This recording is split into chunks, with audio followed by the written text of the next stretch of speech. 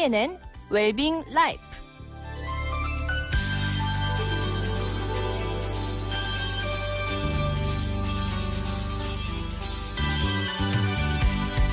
오늘 도움 말씀에는 홍래과 홍정범 원장입니다.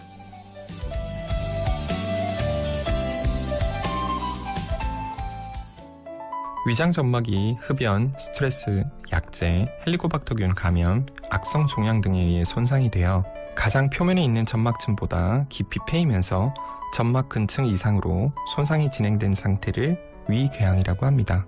흔히 소화성 궤양과 동의어로 쓰이는데, 소화성 궤양은 점막을 보호하는 방어인자와 점막 손상을 유발하는 공격인자의 균형이 깨지면서 발생하는 궤양을 말하고, 대개 재발과 자연적 치료를 반복하는 경과를 보이게 됩니다. 12장 궤양과 달리 위궤양은 악성 종양에서 나타나는 경우도 있으므로 위궤양을 단순 소화성 궤양으로 일반화하기에는 문제가 있는데요. 웰빙 라이프, 오늘 이 시간에는 위궤양에 대해 알아보도록 하겠습니다. 위 질환으로 힘들어하는 사람들이 많은데요. 이런 질환은 보통 어떤 이유 때문에 생기는 건가요? 식도를 통과하여 위장에 도착한 음식물은 위산에 의해 잘게 부서진 형태로 소장에 가서 영양분을 흡수되므로 필연적으로 위장은 위산, 각종 소화효소, 담즙, 복용한 약물, 알코올 등 세포를 손상하는 공격인자에 노출되어 있습니다. 이러한 공격 요인에 대해 생체 내에서 여러 단계의 방어 요인이 갖추어져 있는데, 이러한 공격과 방어의 균형이 깨질 때 위점막이 손상이 되고 궤양을 일으키게 됩니다. 양성 궤양의 소화성 위궤양의 원인으로는 헬리코박터 파일로리의 감염, 진통제 복용, 흡연 등이 대표적이며, 이 중 헬리코박터 감염이 가장 흔한 원인입니다.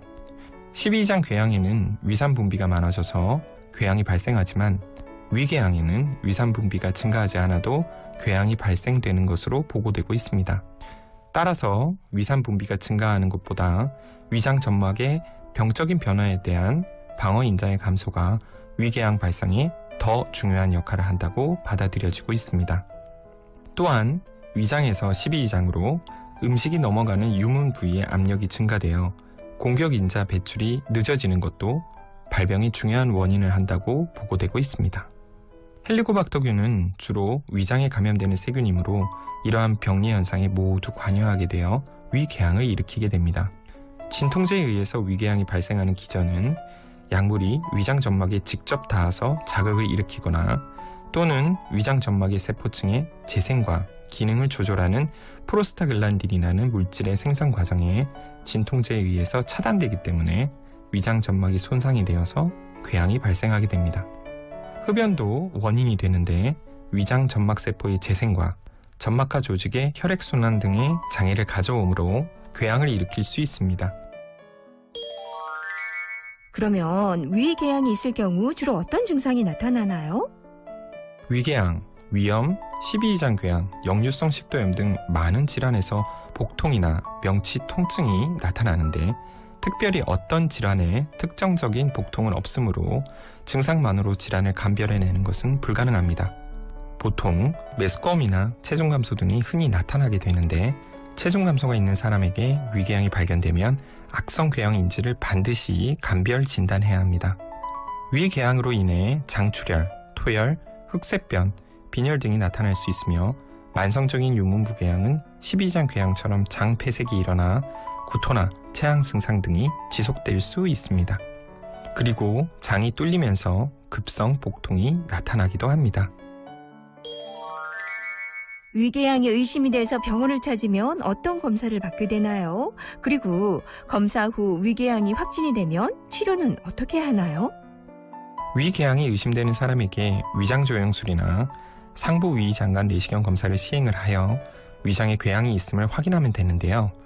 위궤양이 확인이 되면 반드시 악성 종양과 연관이 있는 궤양인지를 감별해야 하므로 위장조영술보다는 조직검사가 가능한 위내시경 검사가 바람직하며, 위궤양의 원인인자인 헬리코박터균의 존재 유무를 확인하는 것이 필요합니다.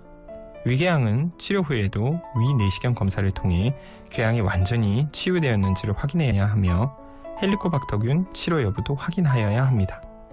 위궤양 치료 목표는 먼저 궤양과 연관된 통증이나 소화불량 등의 증상을 조절하고 그 다음에는 궤양의 치유를 촉진하며 궁극적으로 궤양의 재발을 방지하는 것입니다.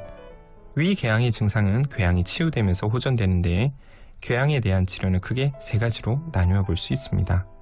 첫째, 위궤양의 치료. 둘째, 헬리코박터균에 대한 치료. 셋째, 위궤양 합병증에 대한 치료인데요. 위궤양에 대한 약물 치료에는 위산 분비 억제제, 궤양의 치유를 돕는 점막 보호 인자 등의 약물이 사용이 되며 4에서 8주간 복용하게 됩니다. 헬리코박터균에 대한 치료는 2가지 이상의 항생제와 위산 억제제를 포함하여 1에서 2주간 복용하게 되는데요.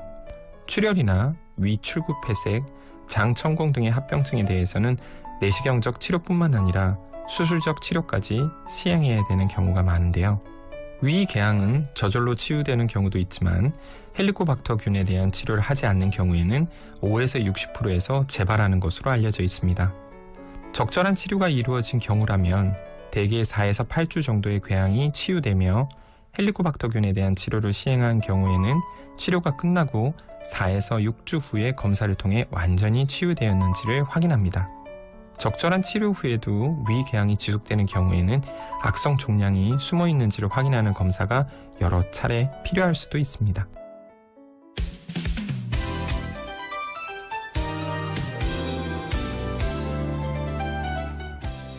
KNN 웰빙 라이프. 지금까지 홍내과 홍정범 원장이었습니다.